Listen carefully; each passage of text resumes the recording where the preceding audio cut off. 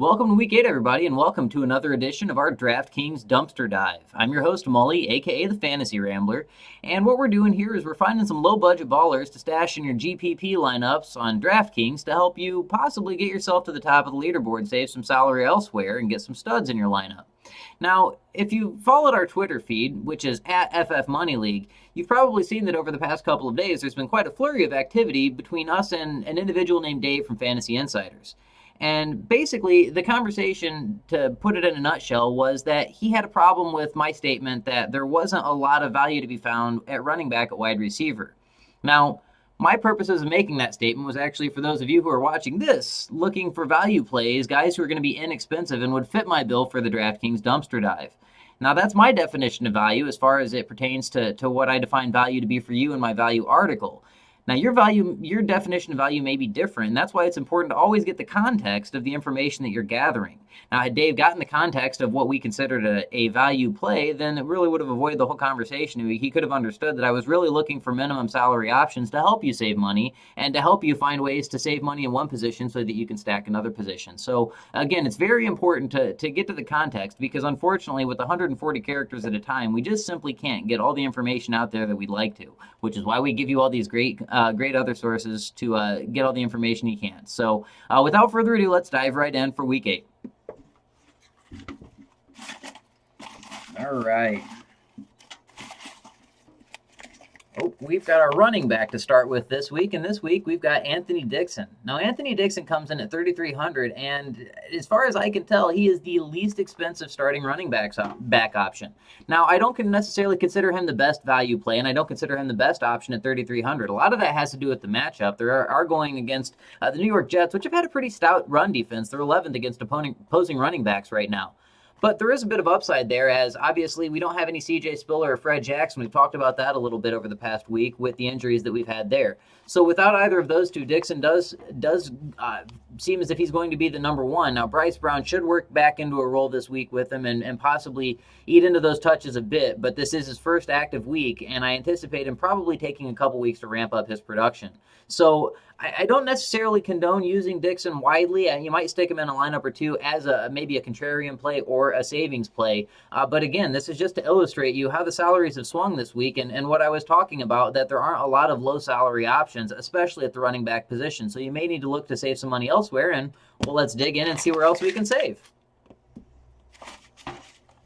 How about a wide receiver? Now, this is actually one of my favorite plays of the week, and this is based on the news that just came out from Colts practice today.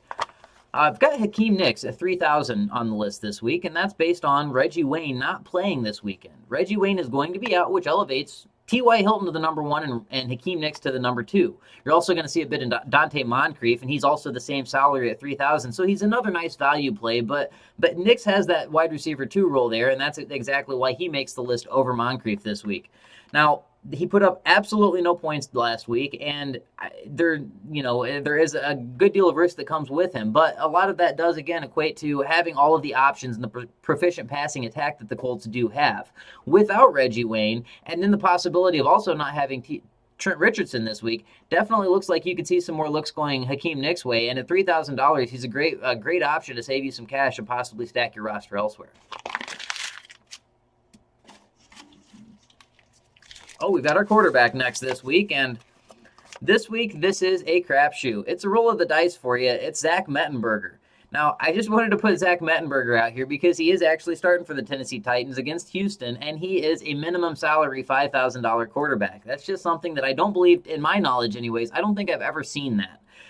It is his first start as a rookie quarterback. He was pretty solid last year for LSU, so I'd like to see what he can do at the pro level, but he is very, very risky, as rookie quarterbacks do. Obviously have a tendency to struggle a bit in their very first start, especially in a matchup with Houston where we know J.J. Watt's going to be putting the pressure on him, but then again, Jadeveon Clowney may be back as well, and if Clowney's able to play this week, then you know that they're going to be making that pocket uncomfortable for Mettenberger. So he absolutely could struggle, but Houston is giving up the 20th most points to opposing quarterbacks right now, so he could also flourish and have a nice game. And at $5,000, I'm certain that he won't be in a ton of lineups. So you should be able to save some money there and maybe get a little bit of production out of him.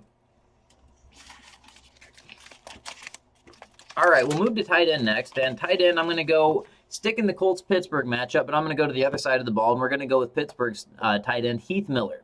Now, Heath Miller is checking in at 3,300 this week, and he's going up again against the Colts defense, which hasn't been great against opposing tight ends.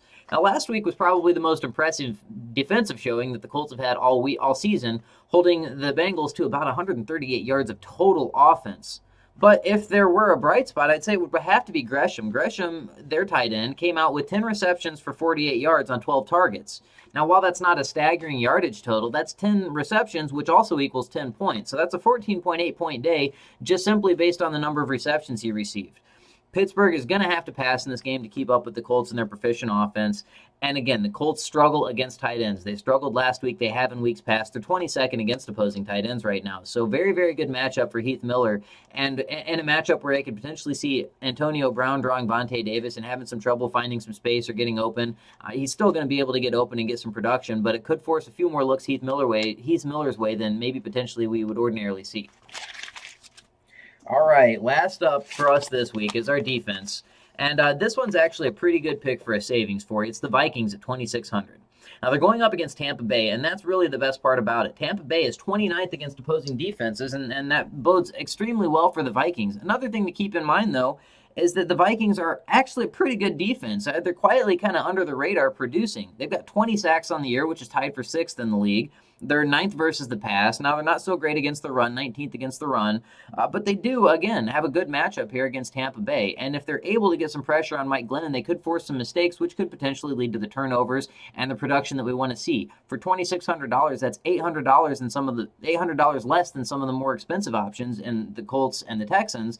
And I really like their prospects going up against a Tampa Bay offense that has really struggled to have any sort of continuity or any sort of movement with the ball on a consistent basis anyways this season. So that's it for you for this week in our dumpster dive. Again, it's all about value, but it's all about trying to find inexpensive players to be able to increase the overall value of your lineup. I'm not going to change what I define value to be. I just hope that you get the context of what we are talking about when we're talking about value. If you have any other plays that you think may be good plays or are curious about what our thoughts are for the value of those plays, again, you can reach us on Twitter at FF Money League or definitely check us out on Facebook. We also have a question and answer section on the website for you now, so you can always reach out there as well if you have any roster or lineup questions. We also do season long, so any sort of fantasy football questions you may have, please feel free to reach out and we'd be happy to help you.